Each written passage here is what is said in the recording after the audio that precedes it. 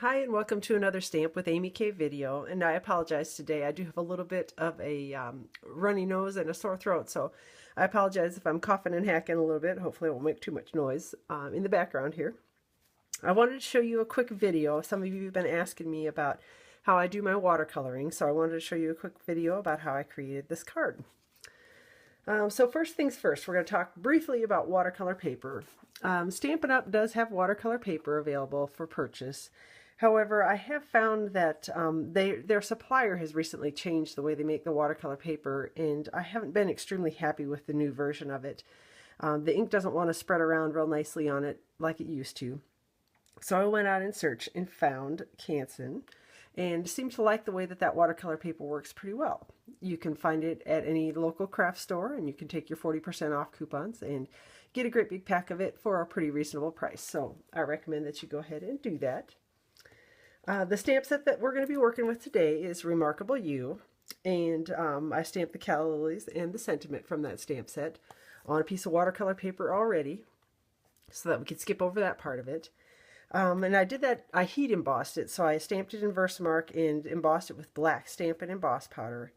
I do find that when I watercolor, that tends to work a little bit better, just because it creates a little bit of a well, so it holds the ink in the place where you want it to stay pretty nicely. So hopefully that'll work for you pretty well too.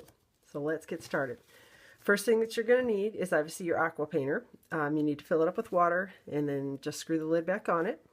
And you're going to need a paper towel so that you can kind of blot up some of the extra water.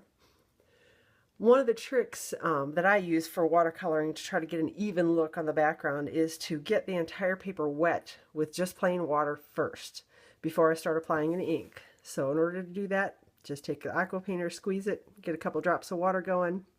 You can set your paper aside, and then you're just going to take it and add a little bit of water.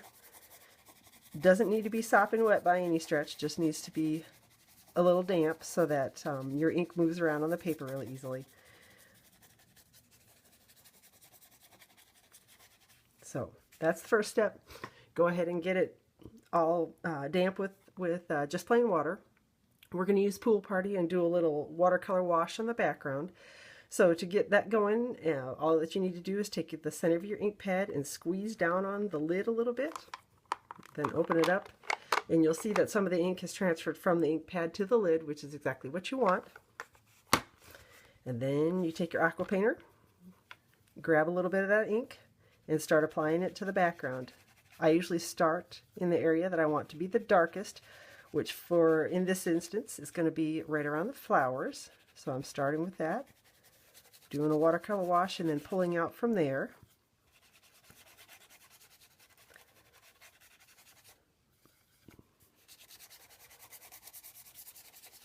The one fun thing about the backgrounds when you're doing the wash on them like this is that it doesn't need to be extremely neat. You can just sort of lay the color on and swirl it around, and how it comes out is how it comes out. That's one of the fun things about watercoloring, is that every single piece that you do is going to end up just slightly different.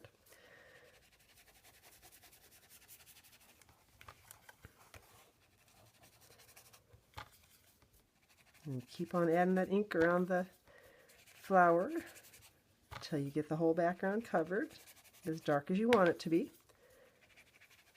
And I usually tend to go a little lighter on the inks initially.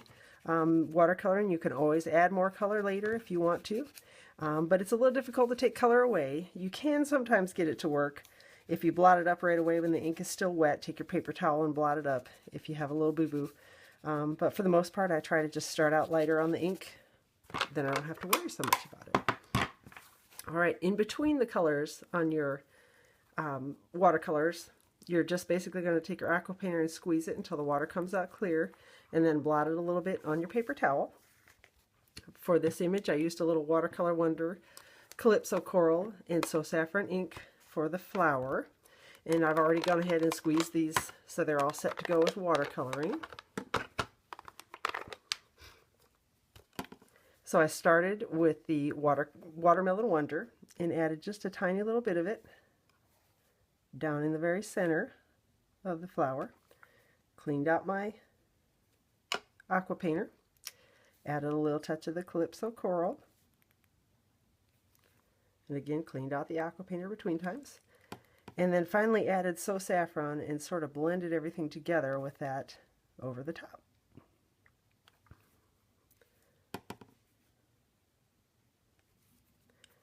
Alright, so the center of the flowers came together pretty easily. Then I'm going to go ahead and wet the entire area on the flower because I'm going to add a little bit of So Saffron ink to the actual flower image itself, and wanted to make sure that I don't get anything too terribly dark. So again, starting in the center where I want the darkest color at, and then pulling out from there,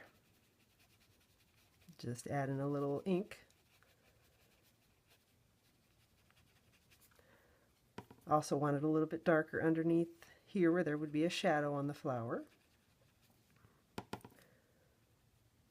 And you can see I've got a little bit of ink that I smudged down in here, so we'll just add a little bit more water, a little bit more ink, blend it in, and it all goes away.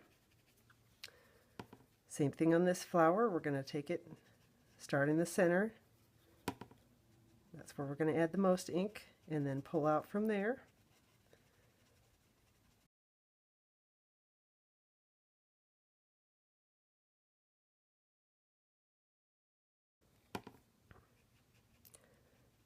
Add as much ink and color as you'd like. I'm going to add a little bit more down here closer in on the flower so that when it dries there's a little bit more shading in here. Alright, squeezing it out. The final piece is to add a little bit of mint macaron for the stem. And again, just a really quick